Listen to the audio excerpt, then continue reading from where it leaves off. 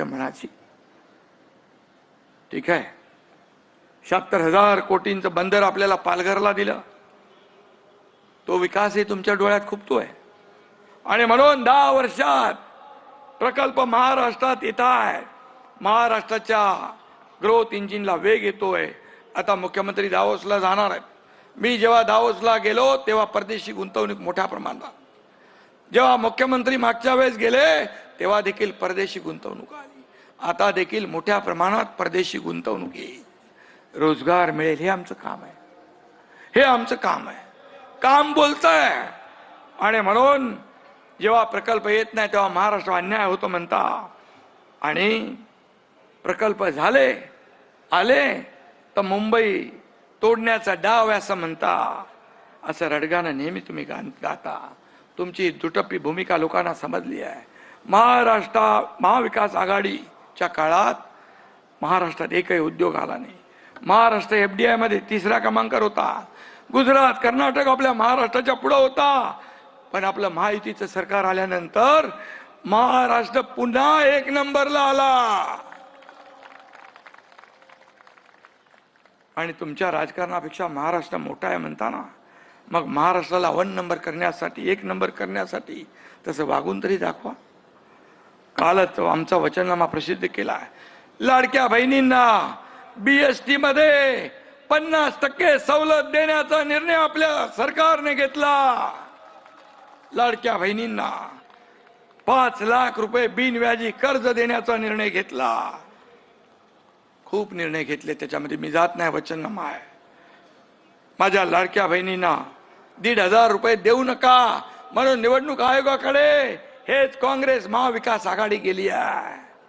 त्यांना आमच्या लाडक्या बहिणी बरोबर जोडा दाखवतीलच, जसा विधानसभेत दाखवला. त्यांनी खोडा घातल्याबरोबर 232 नंबरचा जोडा माझ्या लाडक्या बहिणींनी त्यांना दाखवला आणि घरी बसवून टाकलं. आणि म्हणून हे कसले भाऊ, हे दुष्ट सावत्र भावानं या लाडक्या बहिणी 15 तारखेला त्यांची जागा दाखवल्याशिवाय राहणार नाही. नवी काय उद्योगपतीच्या नावाने फेक नरेटिव्ह सुरू आहे. किती बोलले काय माहित नाही. त्यामध्ये धारावी पुनर्विकासाचा प्रकल्प अदानी कुणी दिला? सेकलिंगचा रद्द करून कुणी दिला अदानीला? नवी मुंबईचं एअरपोर्ट कुणी दिलं? तेव्हा मुख्यमंत्री कोण होतं? हे पण बघा. त्याचबरोबर तुम्हाला ज्यांना द्यायचं काम होतं त्यांना देऊन झालं. सत्तेत असताना एक भूमिका, सत्तेतून उतरल्यावर दुसरी भूमिका. अचानक युटर्न कशासाठी? जागा दिल्या आमच्यावर आरोप करता. मग मला सांगा, मुंबईची मोकळी मैदानं आणि भूखंड कोणी दिले?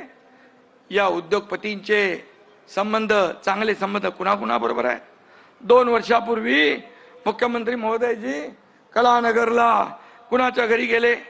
1.5-2 तास बंद दाराआड चर्चा केली. कुणाबरोबर केली? तेच उद्योगपती शिवाजी पार्कला जेवायला गेले की नाही? त्याचे फोटो आहेत आपल्याकडे. ही कसली डिनर डिप्लोमसी? कंटेनर तुमच्या यार्डात पोचले नाही का? तुम्हाला समजलं नाही वाटतं? जाऊ, ठीक आहे. अरे आमच्यावर कसले आरोप करता? हे समोर आहे, ये जनता है, सब जानती है. म्हणून ज्यांची नावं घेता त्यांना घरी जेवायला बोलवता, बोलवा, काही प्रॉब्लेम नाही आहे. तुमची मुलं त्यांच्या लग्नात नसतात. कळू द्या लोकांना कोण कुणाचा दोस्त आहे. तुमचे नकाशे बघून शेजारी बसलेले बिचारे जयंतराव कावरे बावरे झाले मुख्यमंत्री महोदय. त्यांना कळेच ना काय चाललंय, का अगोदर काय परिस्थिती होती, नंतर कशी झाली. ये पब्लिक है, सब जानती है. आणि मी सांगतो, जब चाहिए हरी पत्ती, जब चाहिए हरी पत्ती तब याद आते हैं उद्योगपती. असं यांचं हे आहे, असा यांचा स्वभाव आहे. आणि म्हणून आमच्यासाठी उद्योगपती नाही, उद्योग तर आलेच पाहिजे. पण मुंबई फर्स्ट आणि मुंबईकर फर्स्ट, हीच आमची भूमिका आहे. राज्यात उद्योग यायला पाहिजे, मराठी उद्योजक निर्माण व्हायला पाहिजे. यासाठी तुम्ही कधी प्रयत्न केले का? ते पण मराठी माणसाला एकदा सांगून टाका. मराठी तरुणाच्या हातात उद्योग देण्याऐवजी तुम्ही दगड देताय.